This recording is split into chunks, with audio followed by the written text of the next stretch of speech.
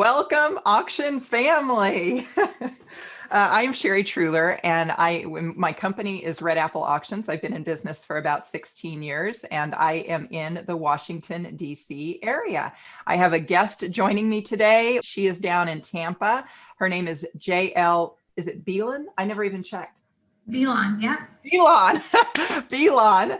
And I'm going to formally introduce her in a bit, though. I want to just go through a few things just to kind of ground ourselves before we get underway with everything here. As far as the series goes, I'm kind of chatting over here with some of you, and I see that some names that I recognize, of course, and many of you that I have signed up today, in fact, have participated since March, when I started this conversation series, and I was calling it the next 6 months, and we just keep extending those next 6 months as we go.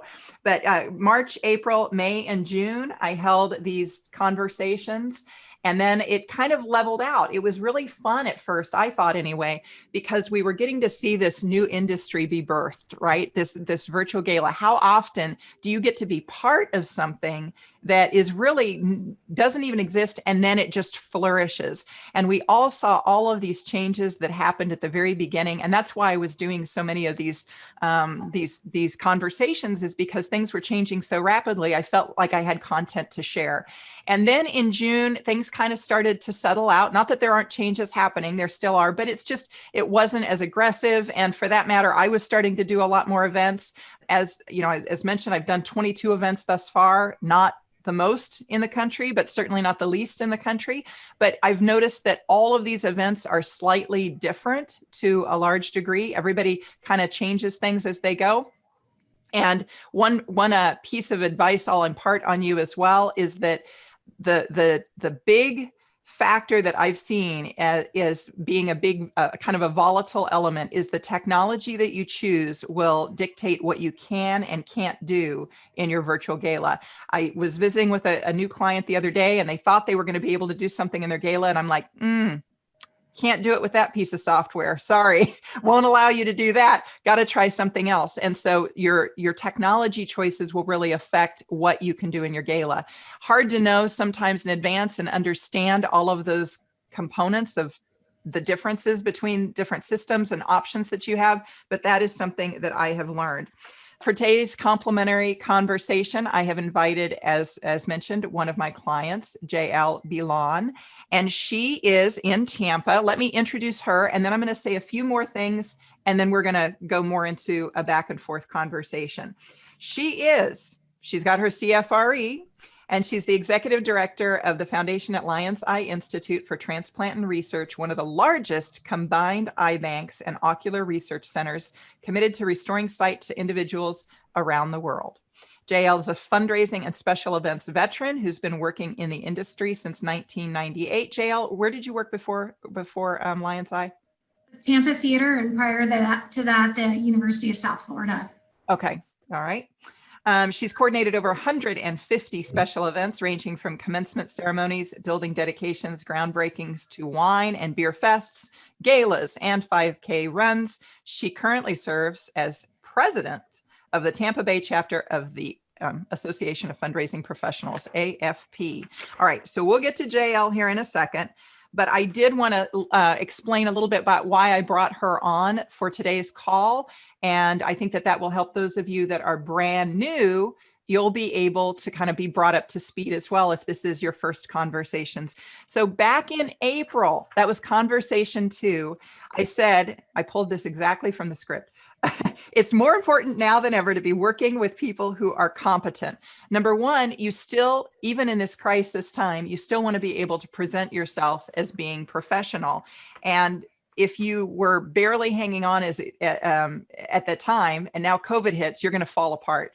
And some of you may not even be aware, but there have been a couple of consignment companies that have folded house during this time period. You might say, well, it was COVID. Maybe they were hanging on by a thread beforehand, but something like this comes along and it just wipes you out. So you want to be able to be very professional during this time period to show some leadership in that way.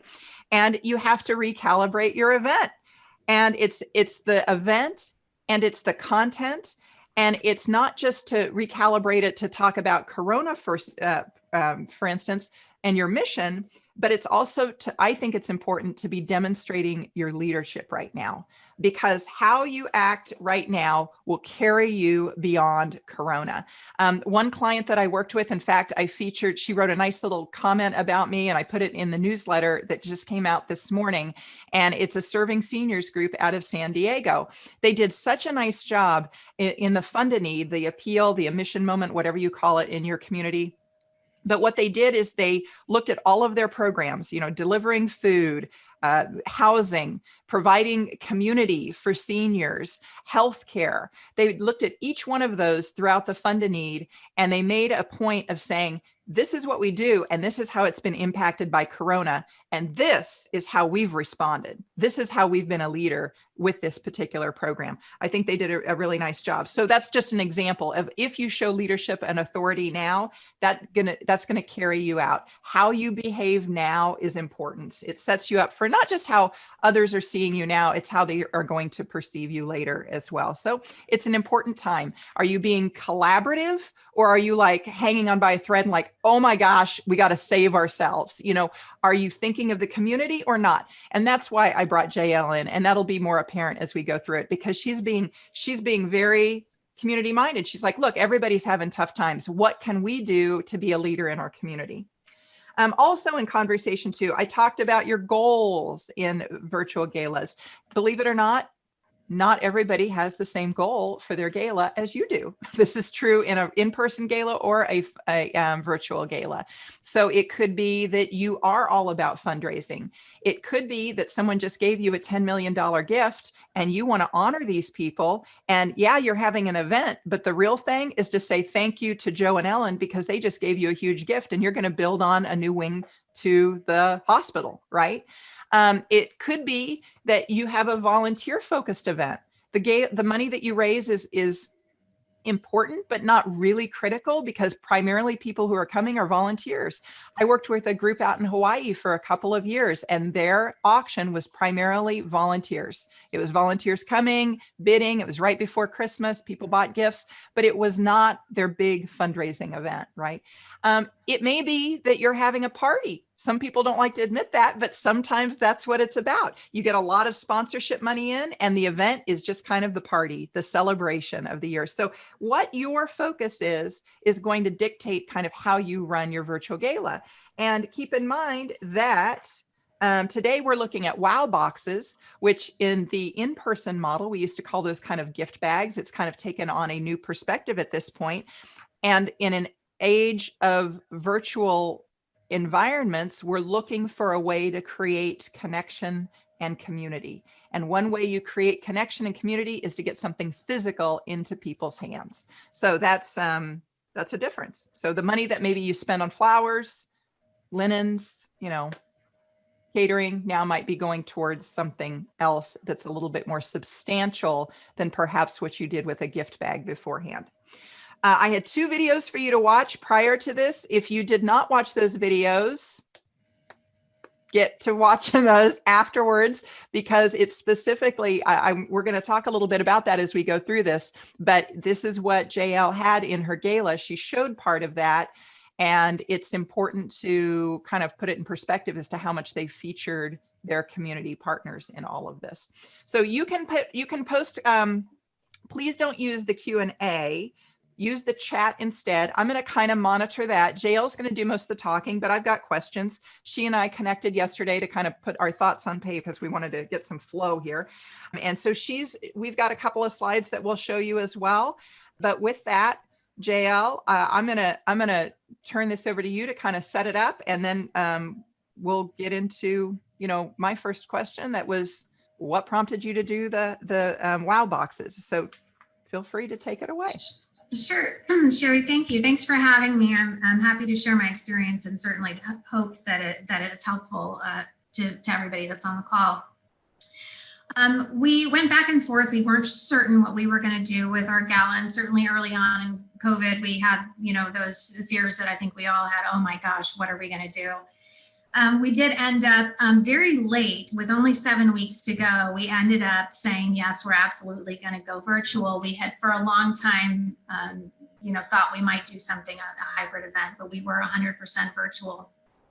So the challenge was, with all of this Zoom fatigue, because our event was on September 12th, how do you keep people engaged? How do you ensure if they're a guest of a corporate sponsor that they're going to actually log in? And so there are a number of things that we did that I'll get into in just a little bit. But what we did create is, and Sherry refers to them as the WOW boxes. We called them the Lift Up Local Experience Box. And we curated over 20 items from, and packed them all together, and we'll have a picture of that shortly, into this really nice presentation. What we did is we supported those small businesses and the local businesses in our community that we had been asking for years to support us in our silent and live auctions. So it was really nice to be able to go back to them and say, we're not asking you for a donation of 80 mini bundt cakes this year. We're actually going to buy them from you and put them in this box with all of these items, and not only deliver them to our corporate sponsors and supporters, but we're also going to market your product the best way that we can. And we want you to partner with us in marketing your product in these boxes in our event. So that's generally the format that we followed. So there are a couple of things that we did. If we can show the box, Sherry, what's actually in the box, we were really pleased with how this turned out. And I in terms of my budget, because these items do end up at, costing more money than you would expect once you put them all together. But I think we spent about $17,000 on the items in total. We created about 215 boxes approximately. But what we wanted to do is infuse the mission of the organization into some of these items as well. So there's a bottle of sangria that we created, that we made at a local winemaking place, where they have those kits that you can make wine. And we had our own wine label, and we labeled it Seeing Citrus Sangria. There is a small company that made bath salts that were called Look at Me Lavender. All of these are all, of course, tying into our mission of restoring sight. And then there was another item that we had. Oh, we had a blue-eyed berry bundt cake, a mini bundt cake as well. So we couldn't theme all of the items, but some of them we did. We had fun with that. And then there's a local coffee shop called the Blind Tiger Cafe. So you can see that coffee there in that photo. The other thing we wanted to do to encourage engagement is I put together what I called the contract. And if we can go into the next slide, Sherry, this is what we put together to make it very clear to those guests of corporate supporters.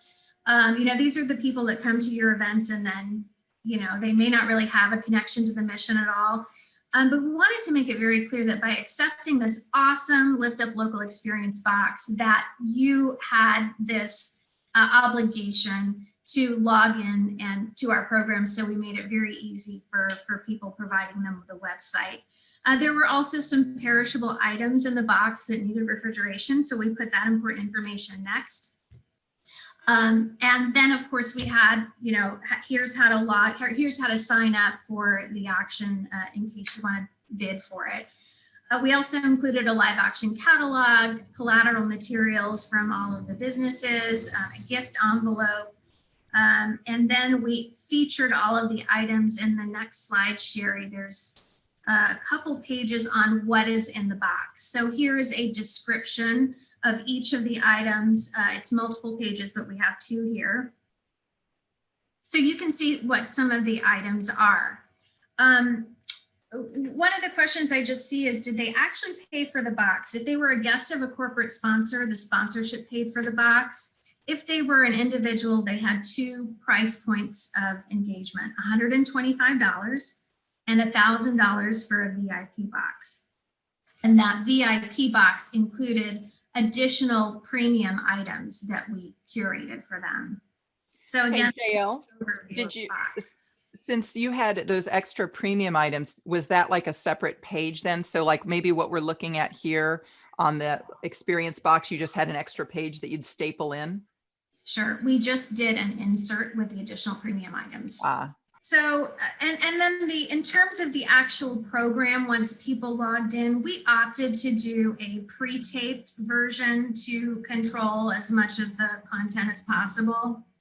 That was in the pre-work that Sherry sent out. We really tried to make it entertaining and highlight those businesses as well as the mission of the organization. The only section that was live was Sherry's section for the live auction and the fund to need.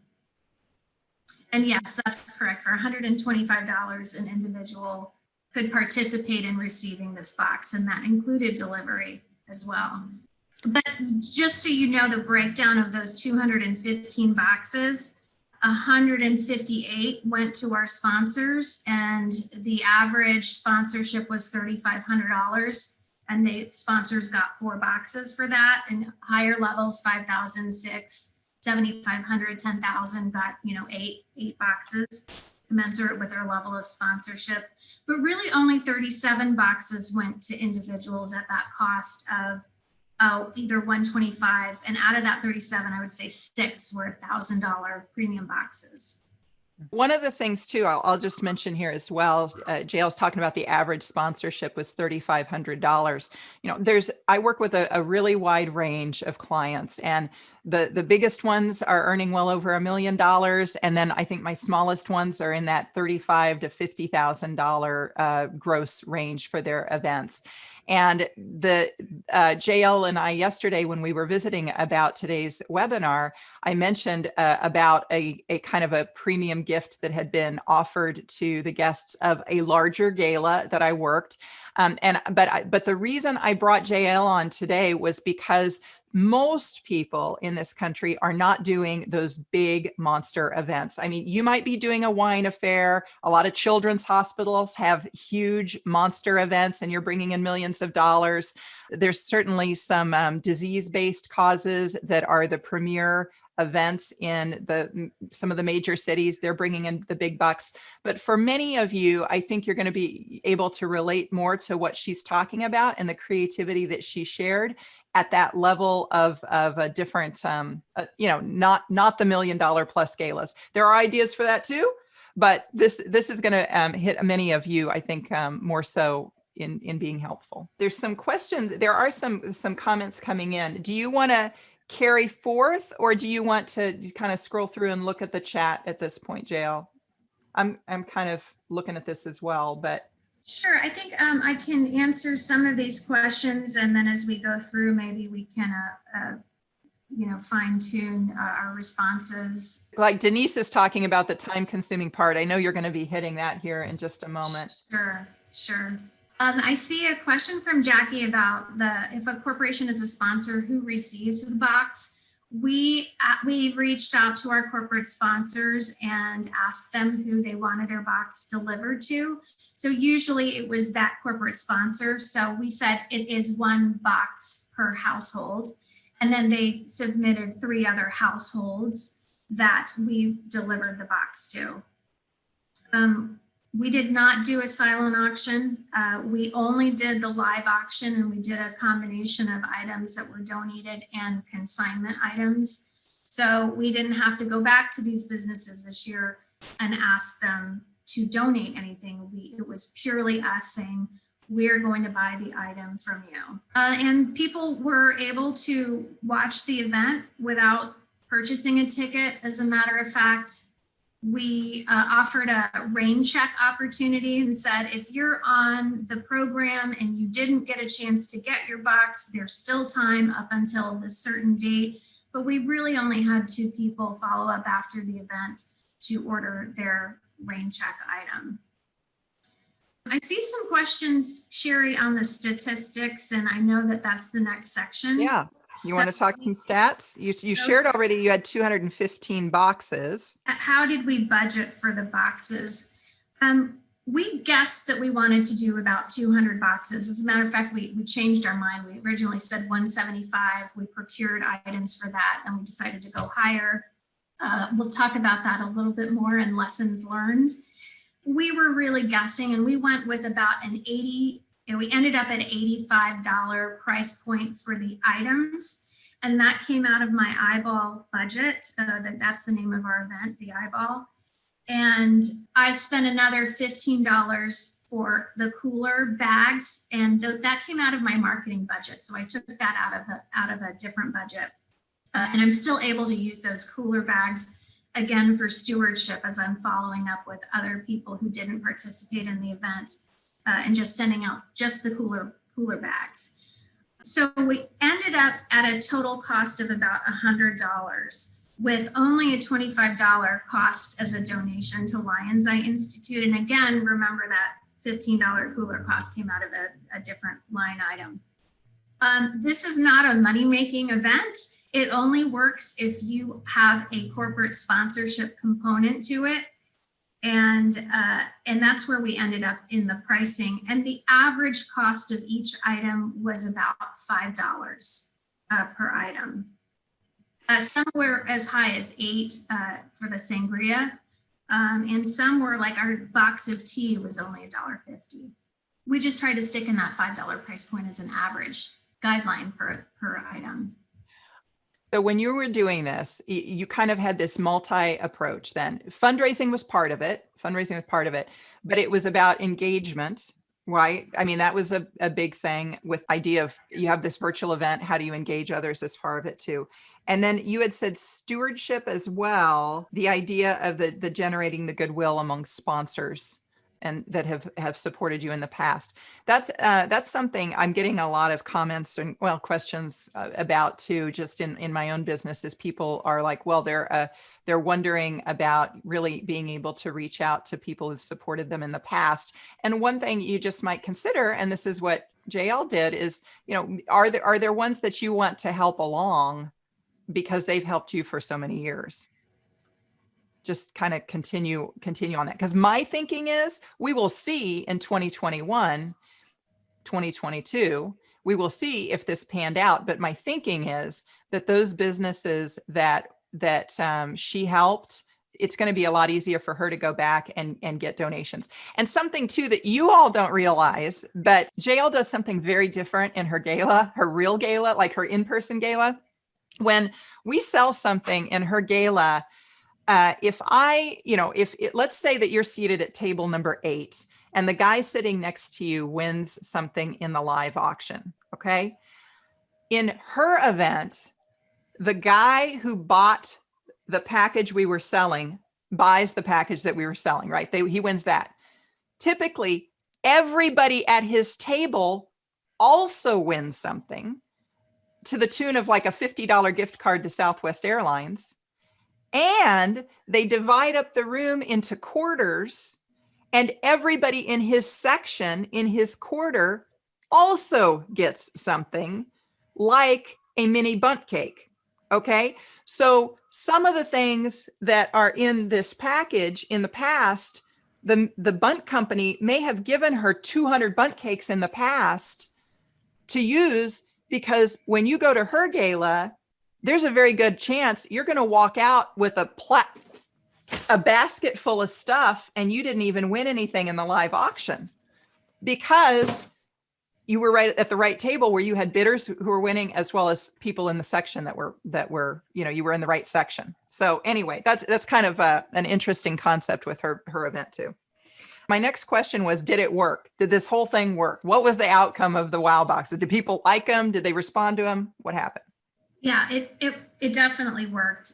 Our event was only $14,000 shy of our net than where it was last year. So our net proceeds from our event last year were $134,000.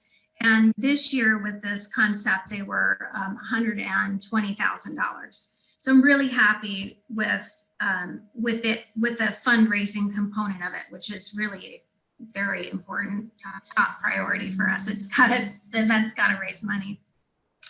On the engagement, I feel that the boxes got really rave reviews. People just love getting stuff. I mean, they love it. They love that tangible. And so this just reinforced that for me. They just the comments, the reviews we've gotten were so high. People wanted us to do these boxes for the holiday season this year. Again, I wish we could do that, but it's not a fundraising event unless there's a sponsorship component attached to it. And then the actual program itself, I felt, was another level of engagement for the people that did log in. You can't force them, you can't force everybody to log in, but we had 128 logins, which I was really pleased with. I was concerned we were going to have 20, 25, and basically produce this television show for our iBall program, and nobody would see it. The great thing about pre-taping it is that we were able to condense the program down to 20 minutes and send it out after the event and say, if you had connection problems, if you logged in late, or you just want to watch it again and share this with your friends and family, here's the program. And that's that YouTube link that Sherry sent out. So for all of those, fundraising, yes, engagement, yes, and for stewardship, because I have to say that for the corporate sponsors, they got a 2-for-1. Not only were they helping support the mission of the organization, but they were helping to lift up local businesses as well. So I think it was a win-win for everyone involved, especially in this climate where your employees, your constituents are looking at where you're spending the money as a company. And, at least we were able to say you're helping so many people and stimulating the economy that's really hurting right now. So I feel like it was, it worked, Sherry. Yeah. Yeah. They want you to start a business. Yeah. In fact, let's talk about that. Reactions here. What were the reactions? We had Allie's video. They did see that. That was part of the pre-work. So she's a board member. You might want to talk about the board members' reactions. We had some board members who unpacked their box on social media for us to help further promote this. And so Allie did she did a cute video. Again, if you saw it, you can see that it was sped up. We actually slowed it down even a little bit so you could actually see the items for the purposes of this webinar. But one of the items that we included, and this was an idea that we got from you, Sherry, from participating in the previous conversations, but we got a company to donate, or not to donate, I'm sorry. We sourced cat food and then dog treats. And as we were talking to our corporate sponsors to find out the household names and addresses, we got the email address for each of the households and we asked them, do you have a cat or a dog? And if so, what are their names? And then we personalized those pet treats. And, Holly, who works with me in the foundation, had recounted the story about talking to a corporate sponsor who was always kind of standoffish, but as soon as she asked about their pet, wow, they really opened up. And she said, and since then, we, every time I call to follow up, I ask about her pet, and it's created this different dimension for their relationship. So yeah, people just love talking about their pets. And I've learned so many things. My foundation board chair has a dog named Booger. I would never have known that. So it's really been fun along the way. And again, I think it's deepened engagement in a unique way and helped to build relationships. So it was really fun. Let's talk about lessons learned. What you wish you would have maybe done differently, or if you do this again, are you planning on doing this again? You think you're going to do this again? It received such an overwhelmingly strong response that I don't want to immediately discount it. And I don't think that we as fundraisers should race back to galas as they were. I think this is a really great opportunity for us to reset if we need to. We all have to do that for our own organizations, and it'll look different. But I do see some questions about the delivery. So that was part of the lessons learned that I do want to mention. If you're going to do this, coming up, I would recommend that you consider putting a delivery area. We did not say we can only deliver in the Tampa Bay area. So as a result, we shipped about 5 to 8 boxes out of state. So we went through UPS, and the cost of the shipping was, depending on the zip code, anywhere from $100 to $300. So I would let our corporate sponsors know that these experience boxes for their guests would be limited to the Tampa Bay area. We even had some boxes we had to drive an hour and a half. And so that was really difficult to coordinate who was going to drive. You know, it takes one person out of the office to do 2 boxes in that zip code range. It takes them, they're out of the office the entire day. So that's something that I would do differently. I would ask our board members to pick up their own boxes from our office and consider, you know, I would ask them if they could pick up their guests' boxes and deliver them to their guests themselves. That would be a tremendous help. We didn't think about that until the week of the event, and we did out a last minute call. Oh my gosh, you know, can you please help? And some of our board members responded, I wish I'd done that earlier. And we have a core group of volunteers that came in to our office and helped us assemble the boxes.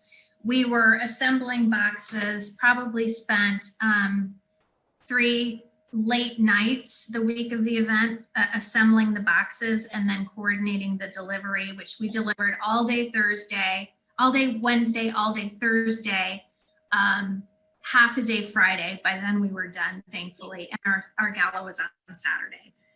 So we did rely on a very strong volunteer corps to help us, and I think that's important. If you have that strong core, that will be extremely helpful. Again, we planned our event in 7 weeks, so we moved very quickly, but I misjudged the time that it would take to procure the items, to set up our vendors, in some cases as new vendors through our finance system, to get invoices from them, to pick up the items from their store, because one of the things that they shared with us is, I can't be away from my retail store. I'm needed here to sell. So, you know, you're going to have to come up and pick up these items. And we sourced items on purpose, you know, all the way from Tarpon Springs, which is one part of our county, to the opposite part of our county in Brandon. So we were driving all over the place to pick up these items. And then when we changed our quantities, we would have to go back and pick up some more items. Then we layered in the VIP boxes and discovered we needed more premium items. So there is a lot, the logistics piece of this was challenging. And JL, along that line here, because I one thing that I don't think made it necessarily as clear in Allie's video, or for those of you that are on my easing list, I did kind of the same thing as Allie. I did an unpacking today that you can see on my blog. But, you know, JL is talking about this whole logistics thing. Even like these tags that are on each one of these items in the basket. And I didn't even get all the items. Like I didn't get sangria because I'm out of state. I didn't get that. But you've got a name here. These are nicer cards. I'm guessing you did not print these in-house. We did not. We sent them. So if you're then adding on extras, and on the back is a story of this particular local vendor and what they provide and what their story is. So all of these cards are separate. So when they were adding on like extra boxes, I don't know if you had to then order more of these too, but then that's a lot of extra too. We did. We had some of our staff here that saw how busy we were, and they came down and they would help tag those items, and they were tied around each of the items with ribbon. So there was a lot of cutting and curling of ribbon happening as well. But we did a lot of extra things that, again, we wanted to highlight the business and help market those businesses. So we wanted to make sure when somebody pulled that item out that they knew exactly where it was from and the story behind it, because we know not everybody reads, even though you put catalogs in their folder. They're not all going to read through it. So again, those were extra things. And in terms of marketing lessons learned, one of the things that I would do if we were to do this again is now I have a better understanding of communicating with our local vendors up front and saying, here's what we're trying to accomplish and we want to help you. And so we're going to need, any marketing materials that you have that we can put in the folder. If you have a strong social media presence, please share, tag, and what we found is the ones that already had a strong social media presence had no problem doing that. And the ones that didn't, again, they were really focused on their retail presence in their store. But even having a template where they could print out a poster for their door or something, I think would have been good. So those are some of the things that we would have done differently. What worked well though? The box itself was great. The responses that we got from the recipients, the goodwill that was generated through all of these renewed relationships with these local businesses, which otherwise we may not have had a contact with them for another year. And I think times are still going to be tough for a while for local business, even when we start a recovery phase. So that general goodwill, and I think the goodwill generated among the sponsors, those are all things that worked well. One of the things that, again, going back to a little bit on logistics, we had to layer the items in the box so that the perishables went on top, the sangria and the pasta sauce, we had to keep in mind the weight distribution. But overall, you saw the picture, the presentation, we were really pleased with it, looked nice, and people were overwhelmingly very, very happy with what they received and the value of what they received. Yeah, clearly. And just friends, again, I mean, you can kind of get a sense of the size here, just as I'm sitting here holding it as well. I kind of cleaned it out from last night, but the point is that it is a really nice impact piece. There's some questions in here in the chat, Sherry, that I can go back and address. Mark Simpson is asking, our boxes cost $17,000 all combined. Yes. What did we net? Our net proceeds from our event was $120,000, only $14,000 shy of where they were last year. Rita's asking if we received wholesale price for the products. In some cases, yes. So some of the vendors said, I love what you're doing. You're going to buy my product for X dollars, but I'm going to throw in a little sample hand lotion and a little cosmetic sponge. So that we got, in some cases, an enhanced value. Some we paid retail. So the mini bundt cakes, we paid retail $6.50 per bundt cake. And some were wholesale costs. So it was a combination, and we really left that up to the Lift Up Local partner as we expressed to them what we were trying to do. That's when we negotiated and said, how can we work together to make this happen and to feature your business. There was no issue with delivery of alcohol. These boxes, so people were not purchasing them. They're not purchasing the box. They're giving us a contribution. So the contribution for Lions Eye Institute was $125, and unless they were a guest of the corporate sponsor, in which case, that was a gift from the corporate sponsor. One thing I'll say too on alcohol, I was working in Kansas 2 weekends ago, I guess it was. And one of the items that we sold in the live auction was a case of wine from Oregon. And I told the team, I said, hey, how the deal was that they had a family member who worked at this winery. So, I mean, it's an inside sort of a deal. The case of wine is coming directly from the winery. And I said, is that even legal? They said, yeah, it's fine in Kansas. You have to know what state it's coming from and where it's going. And just because it's illegal where you are, it may not be illegal across all states and so forth, because I thought it was, and they're like, no, it's totally fine. I said, well, my mom can't get a champagne shipment. And they said, no, this is fine. We know that. We've got people who are members of the wine club. It's fine. So, I don't pretend to be an expert in all of that. My curiosity was raised as well, but you just never know. And we purchased all of these items just to make sure that that's clear. We did not ask any of our businesses to donate this year. That was the point, is to go back and support them. So every single item we paid for. And Marlene is asking if the premium experience box included a dinner delivered from a restaurant or caterer. No, it did not. That would have been out of our price point. And again, I think, for us, we had some perishable items that we were concerned about. We made sure to get an ice pack in there with some of those items, but the bundt cakes, and then we had some truffles that we were concerned would melt. So I think we had our hands full personally with the perishable items that we procured. I know some groups do like a charcuterie, a cheese tray, or a charcuterie platter. That would have been a little too much for us to coordinate this year and way out of our budget. Dawn Marie is also offering a suggestion. She had something similar and encouraged pickup. That would be something that you could do if you're doing something like this and want to be careful about the idea of having people deliver these all over the place. Although that does add to another donor contact point, I suppose, doesn't it, JL? You're personally delivering something. I wanted to you were just going back, Sherry, to shipping out of state. For those items that we had to ship out of state, we didn't include any alcohol in those. We had to personalize any out of state boxes. So that's why, again, I would recommend putting a boundary of where you will deliver the items to. And we not only had the sangria, but we had a hand sanitizer that we couldn't ship.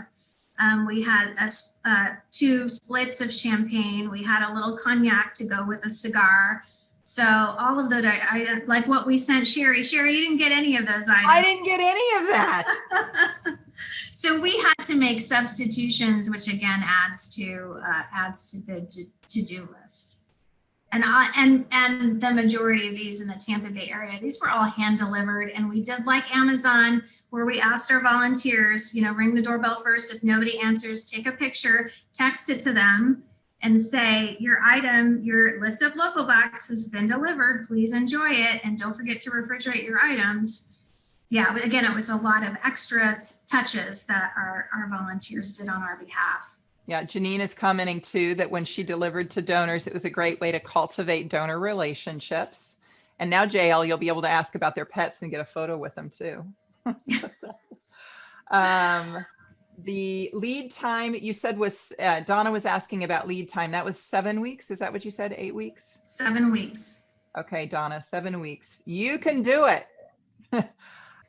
Jessica's saying something about, well, what about insurance issues if one of your volunteers has an accident? Yeah, all of those sorts of things can come into play. I think it all depends on what our risk tolerance is and what your boundaries are for your nonprofit too.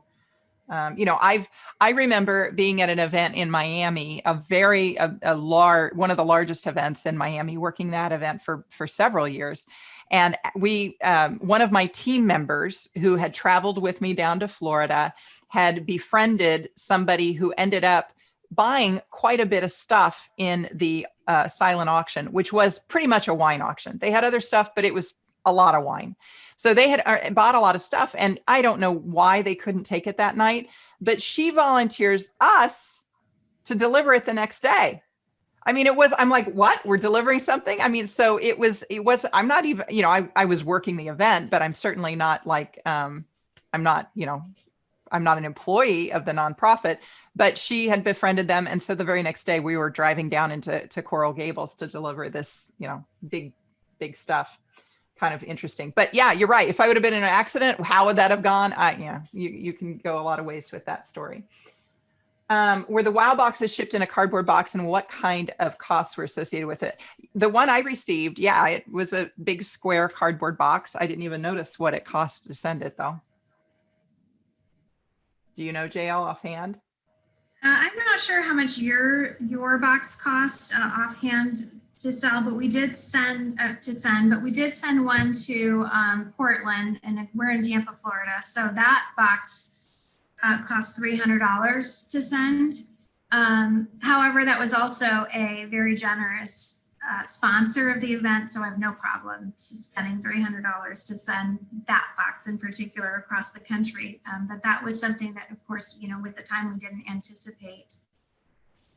I know Amy is asking, our net proceeds were 120,000. What were the overall expenses, including the boxes, the production, and all of that? So our overall expenses were 33,000, and that's versus $83,000 last year. And last year's event was a typical hotel, 310 person gala, and seated tables. So a huge savings. Sherry asked me yesterday, would you do this again? And I said, absolutely, all day long. I would do this. I would replicate this, this again. It's too early to project what we're going to do next year, but I think based on the success of this, it's something that we need to consider. Or what does it look like to incorporate that? Or what does it look like to continue to lift up local? Mm-hmm. The exact value of the WOW box, well, I guess it would really depend on what they were getting, right, JL? Rita is asking that. The premium boxes probably range between $120 and $160 because we had to do a lot of customization. But the regular box, we were trying to stick with a price point of $85. And then the cooler bag was extra on top of that. And again, I've mentioned that I took that out of my marketing budget and I'm still using that. I ordered extras, so I still have that as stewardship. Elizabeth, yes, they did have a live auction at this event and a fund a need. There wasn't a silent auction. And actually, traditionally at this event, they have not done a silent auction. I mean, maybe years ago. JL, you've been on board for maybe 4 years. Is that right? Right. Yeah. And I remember, she's really changed this event around, and I won't share numbers unless you share numbers. But when she started, the net on this event was very low. And so it has grown dramatically in that four-year period. But even last year at their in-person event, instead of doing silent auction, or what you would traditionally think is a silent auction, they package everything up and they sell it in a mystery box. So you can spend $50 on a mystery box and you're going to get, these types of items, or you can spend $200 on a mystery box and you might get an overnight stay. So you have your choices of mystery boxes, but there isn't a silent auction. So really taking that to this year, they didn't have a silent auction. They didn't have mystery boxes. Well, they had these WOW boxes, but that was different.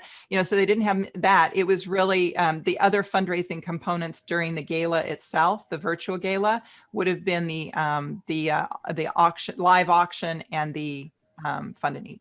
Sean has a logistics question here. Did you know how many boxes you wanted to distribute prior to planning? Or did you buy the products within the box in bulk and just, hey, hope we're going to be able to distribute them all?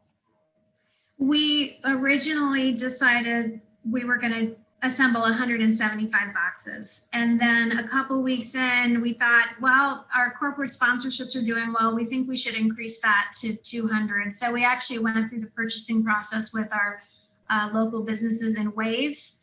And even with a rain check, we only had a couple rain checks, but then we decided to do extra boxes after the event for stewardship. So we were, some of the vendors we were working on purchasing in 2 or 3 different waves. Okay. I'm showing the box again because I see somebody's asking about that. We're just scrolling through. I'm seeing some people commenting here that they shared some similar experiences, whether it's regard to the logistics or the items and getting them out.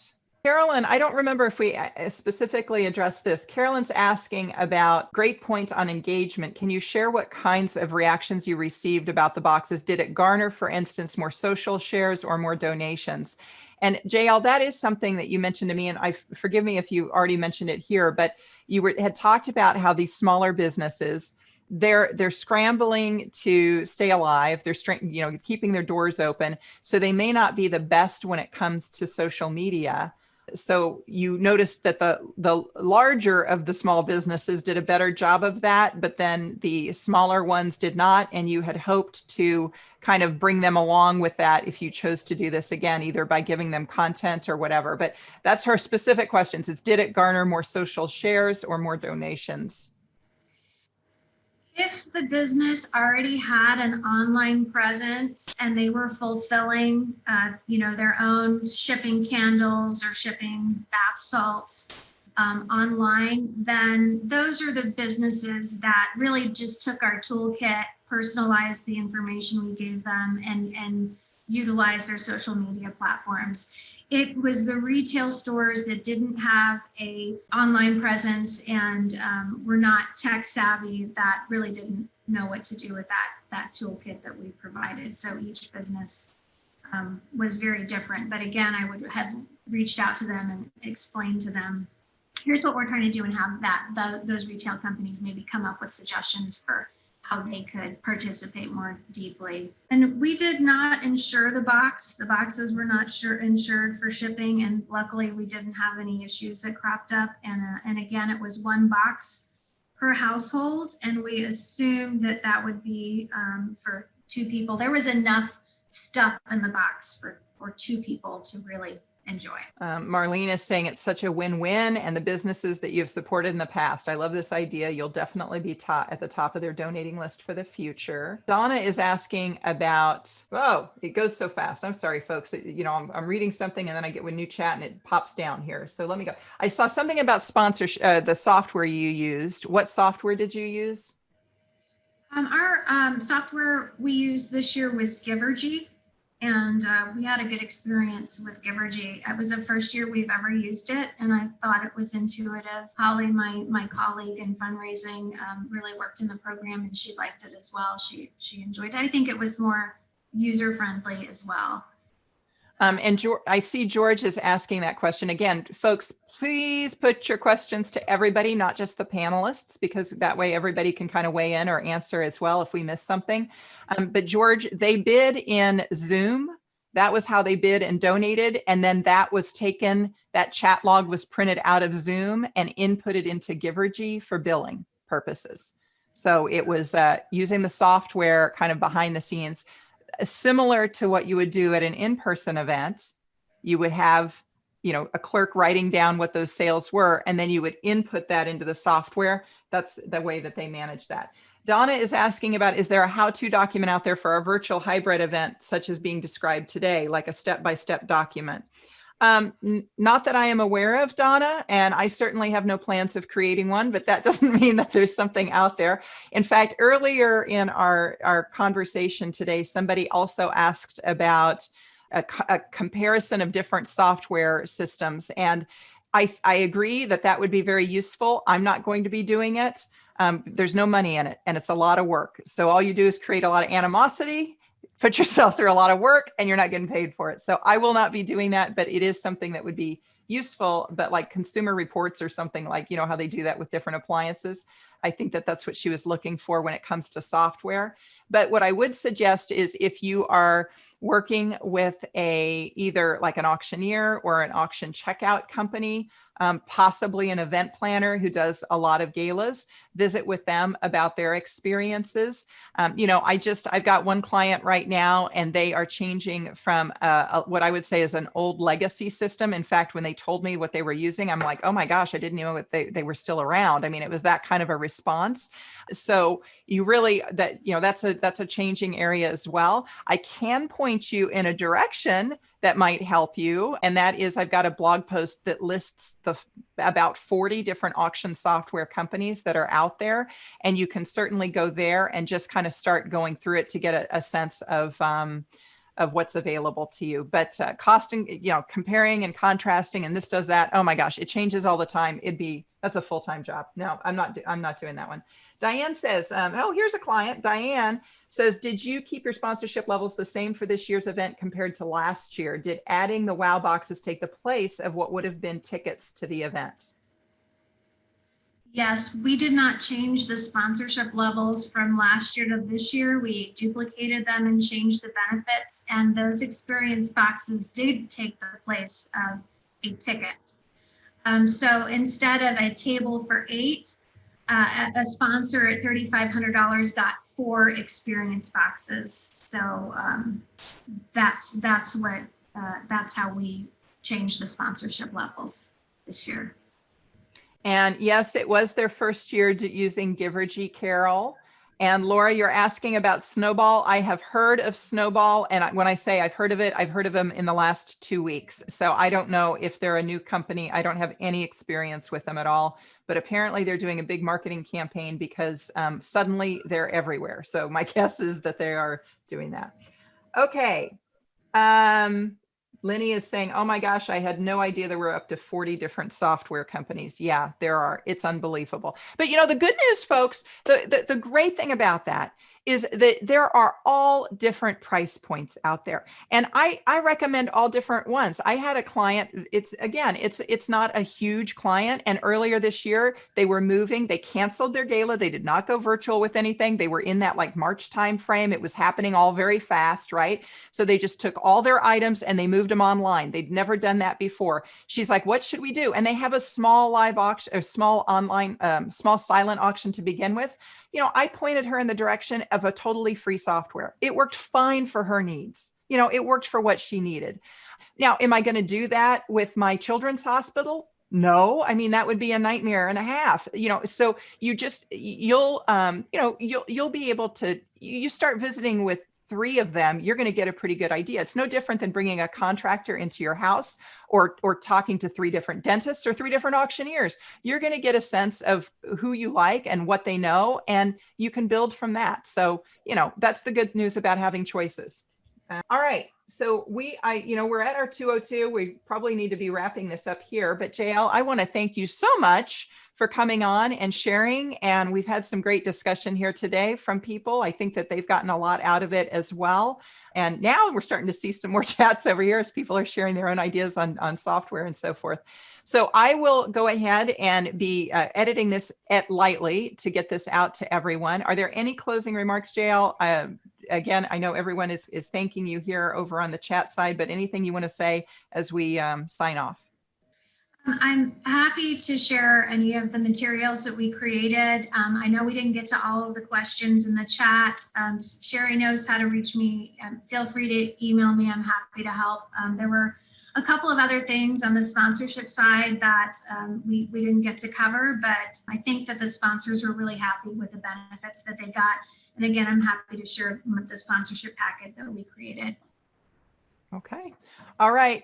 Thank you so much, everyone. Good luck to you in your gala, whether it's virtual or otherwise. And again, thank you, JL. Always a pleasure.